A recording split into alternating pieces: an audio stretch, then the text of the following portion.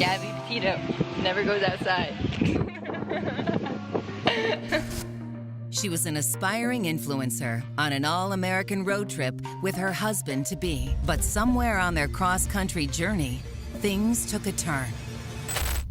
I didn't find anything where there was any sort of arrest records or, police respondents. I did, however, find some interviews with family and friends where it said that the family was used to them sort of getting into these major blow-ups.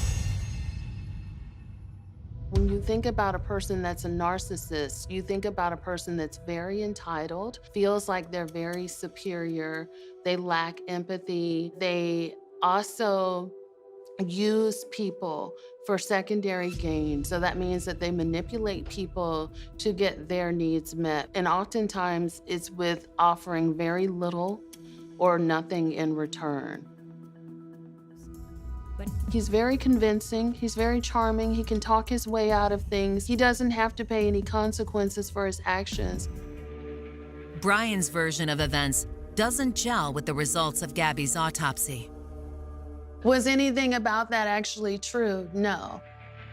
He strangled her and she died as a result of that. How did we go from being a happy and loved couple to now me being this woman who this man has put his hands on?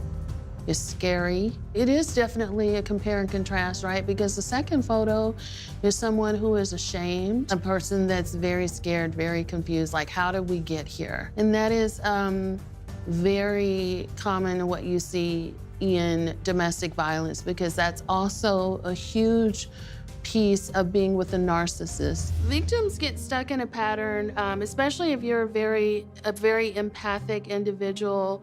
You care about that other person. You're in love with somebody. You really want this to work.